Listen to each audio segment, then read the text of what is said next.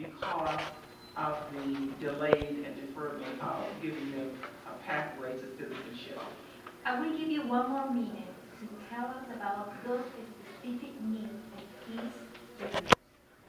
The specific needs come primarily from my having worked with the Dreamers in their inability to get jobs in many instances, where students can get jobs to help pay their way to college, even though in Texas, as you know, the students get not free tuition, but they get tuition in-state prices since 2001. Still, many of those students need jobs, and they have real difficulty getting them. Very often their parents are not able to get out because they are in need of other identification so that they aren't deported. And so many times the Dreamers are the ones, because they have the most education perhaps, are having to get out and find ways to help the families. And so that's a great impact on their lives, not just theirs, but the lives of their families as well.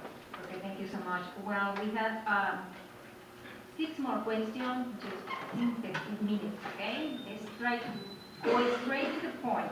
Congressman Veasey and Gutierrez. The President, Barack Obama, passed an executive order last year for Dreamers. Everybody knows that. And many students in the Dallas area or here are eligible, okay?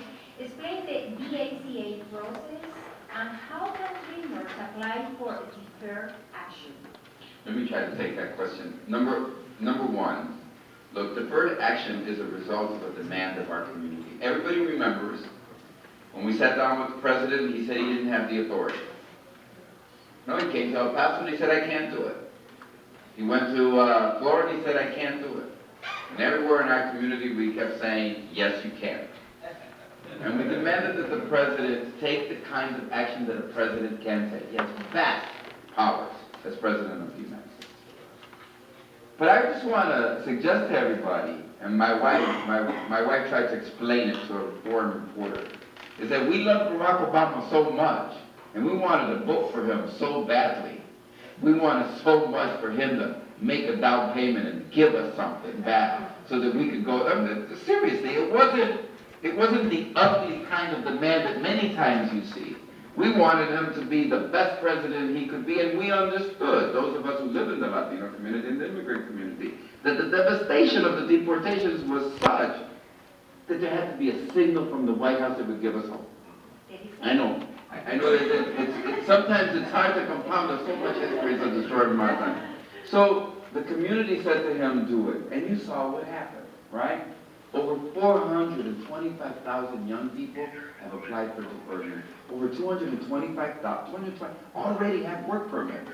Already have been. That's for a bureaucracy of the federal government to start a brand new and over 50% of them to already be. And this is the beginning and a sign to our community that we can do more. So, look, apply. Get out there and apply. Get your work permit, get ready, and learn how to do this, because very soon there are going to be 11 million that are going to need our help. So many have applied, but still there are so many questions. So how can Dreamer apply for deferred action? Well, 1.5 minutes. Look, I think there are, I am sure that if you go to Congressman Veasey's office and you ask him for help, his staff will be there. Maybe people didn't, I heard him very clearly at the beginning of the meeting. He said he had an office in Fort Worth and he had one in Dallas, and that if you had any problems, I remember he even said Route 30 here in Dallas. So I would go directly to his office and say, help me figure it out. I bet you he'll figure it out, he'll get somebody to. But what about if that specific person doesn't live in District 8? Well, that is a good question, and we have people in the office that can help them find their congressman or congresswoman so they can get the help that they need. We can serve as a liaison between the Department of Homeland Security and help answer questions on your behalf. So please, if you are having issues, come in. We have case workers that are here. We have people and staff members in the office, and I want the staff members to raise their hand. I know David De La Fuente, Lorraine is here, Stephen, Alejandro up top.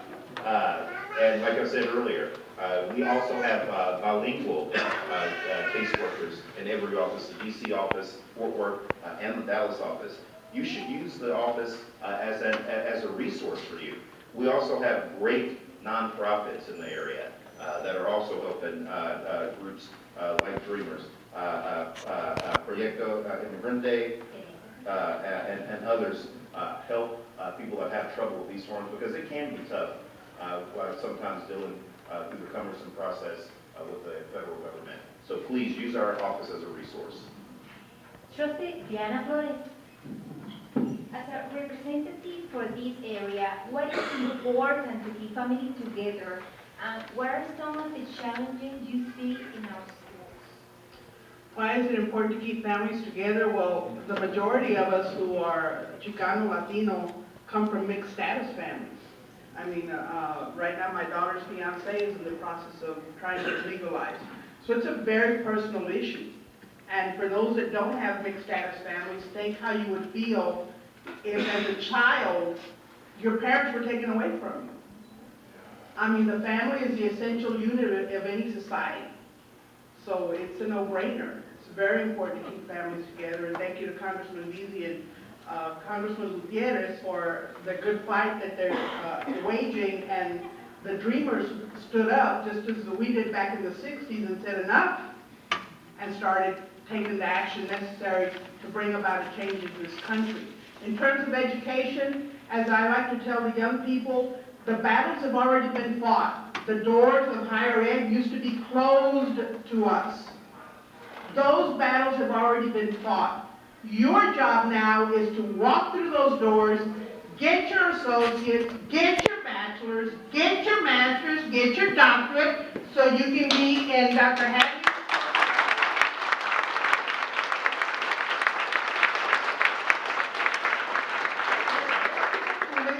country, where the only barrier to your success is you. If you think you can't do it, guess what? You can't. But if you want to do it, it's possible. There's always a way. Education for our community is essential. We have to get more of our kids educated, and even adults. I got my bachelor's at 42 years old. Thank you so much.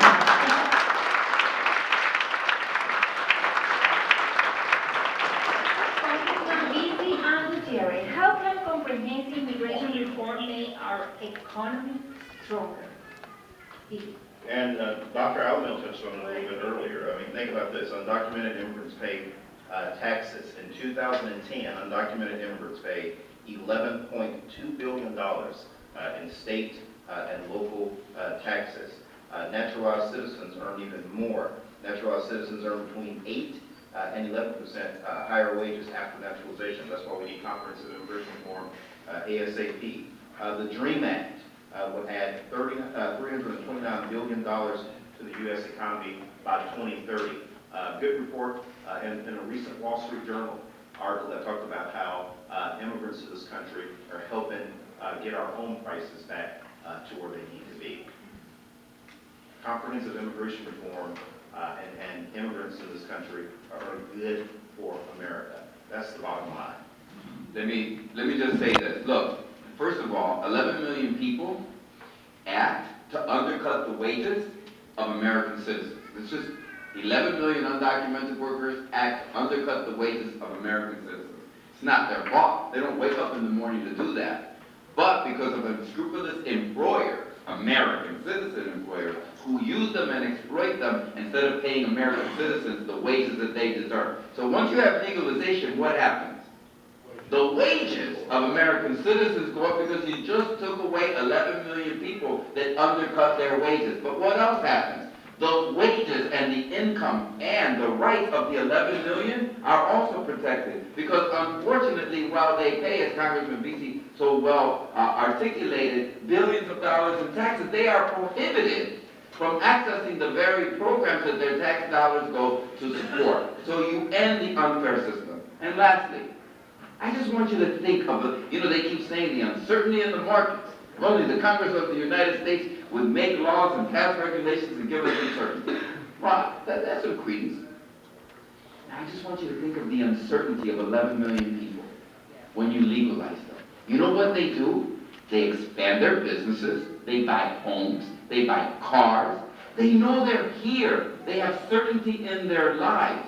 All of a sudden, the roots that they create are even more strengthened in the United States of America. So what you get is, over the next 10 years, over $1 trillion. And lastly, I want you to understand that 75% of all economic activity is what? Buying something. And when you legalize them, their buying power increases, giving who? American citizens jobs, because now they're able to buy more things and create more economic activity. Thank you so much.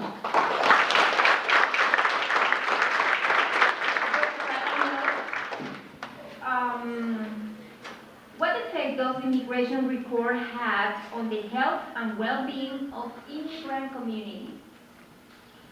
Well, obviously, the most important thing that they could have is that they can work legitimately, and they can have benefit without somebody, usually right now, many of them cannot get a job in the proper channels and get health care in the proper channel.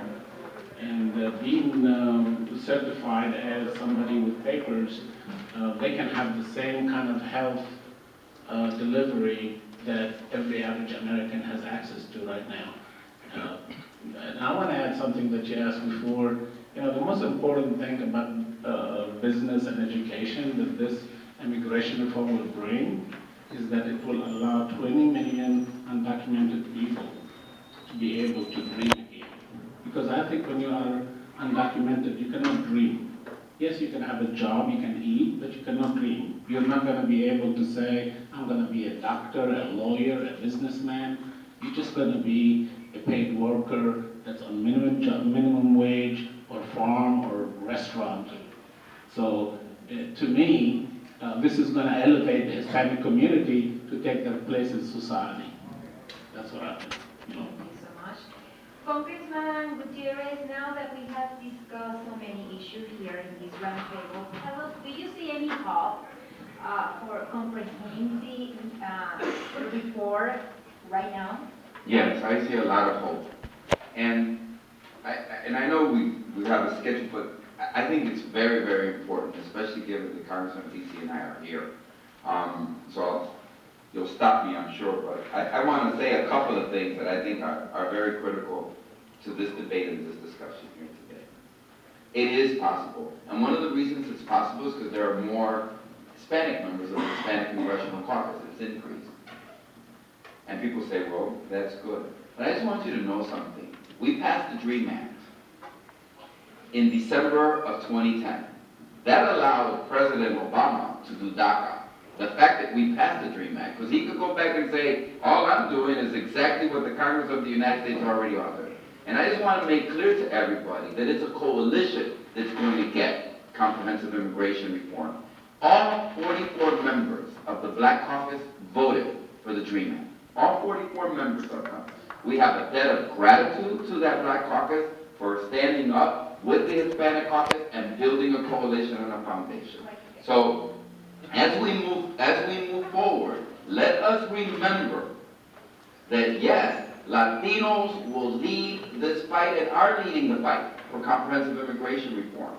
But Latinos need friends and allies in the Congress of the United States of every stripe and every color. And if there is a community of people that understand racism and prejudice and bigotry and how to fight it, and have allowed me to have a voice because of the fight for the Voting Rights Act, it is the African American community. So I want to thank them specifically here tonight.